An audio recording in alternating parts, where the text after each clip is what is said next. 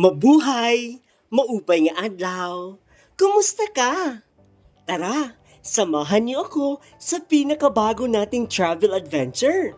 This time, pupunta tayo sa Calbiga, Samar. Ano kayang meron doon? Abangan! Eto nga, nakasakay na tayo ng bus from Robinsons North Tacloban Passenger Terminal. Sa ating paglalakbay, of course, unang-una nating madadaanan ang pinakasikat na San Juanico Bridge. Ang San Juanico Bridge ay isa sa pinakakilalang tulay sa Pilipinas. For decades, it has been declared as the longest bridge in the Philippines.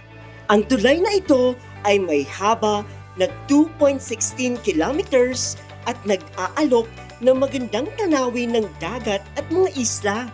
But in April 2022, the Cebu-Cordova Link Expressway, or mas kilalang CCLEX, overtook San Juanico Bridge as the country's longest bridge. May haba itong 8.9 kilometers that connects Cebu City to Cordova on Mactan Island. Ang San Juanico Bridge ay hindi lamang isang tulay. Ito ay isang simbolo ng pagkakaisa ng mga isla sa rehiyon. Talaga namang kaakit-akit ang tulay na ito. Naroon pa nga na ang ibang tourist ay bumababa sa kanilang mga sasakyan at nagpapakuha ng litrato. Kaya naman, wag na wag mong kalilimutan ang namnamin ang kagandahan ng tulay na ito kung ikaw ay daraan dito. Hindi pa nga tayo nakakarating sa ating pupuntahan na manghana tayo sa ganda ng ating nadaanan. Pagkalagpas nga ng sinasakyang bus ko sa San Juanico Bridge, bumungad naman sa akin ang patuloy na ginagawang repair sa kalsada ng Samar. Dito'y mapapansin mo na medyo sira at hindi pantay ang kalsada na nagiging sanhi ng pagbagal ng aming paglalakbay. Upang maiwasan ang gawing may mga sirang parte ng kalsada, kailangang bagalan ang takbo ng sasakyan. Welcome to Calbiga, Samar. Ang lugar na ito ay puno ng ganda at yaman ng kalikasan. Mula sa mga luntiang kabundukan hanggang sa mga ilog na umaagos ng malinis, ang Calbiga ay isang destinasyon na hindi mo dapat palampasin. From Calbiga proper, sasakay ka ng habal-habal papunta sa falls na pupuntahan natin. It will take 30 to 45 minutes. May parte ng kalsada na hindi pa tapos, pero yung sa unahan, okay naman.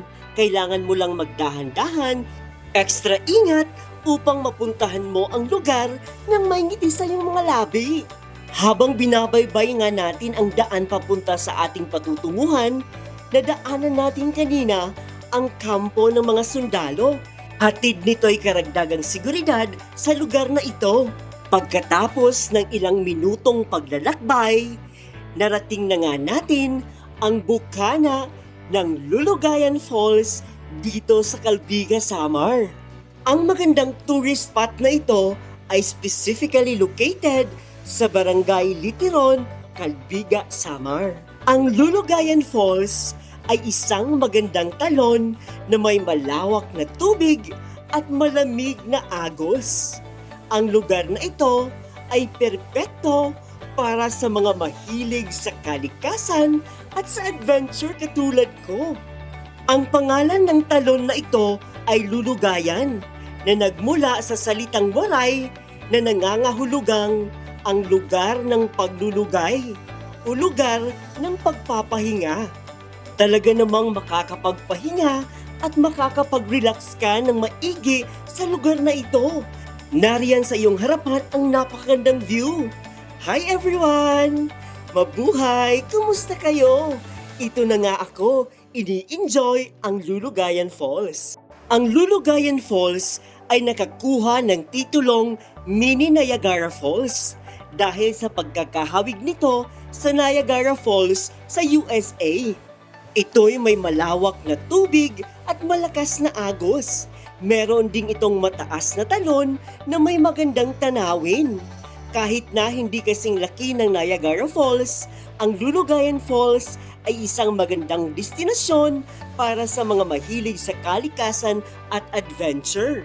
Ang tourist destination na ito sa Calbiga, Samar ay magandang lugar para sa pamilya, para sa couple, o kahit sa mga solo travelers. Pwede ka ditong lumangoy, mag-relax, at kumuha ng napakaraming pictures sa iba't ibang parte ng lugar.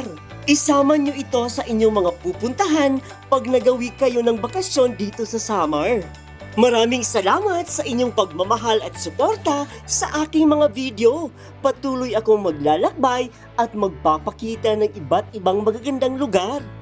If you like this video, don't forget to like, comment, and subscribe for more travel vlogs. Click mo na rin ang notification bell to stay updated on my next adventure. See you on my next travel vlog. Paalam!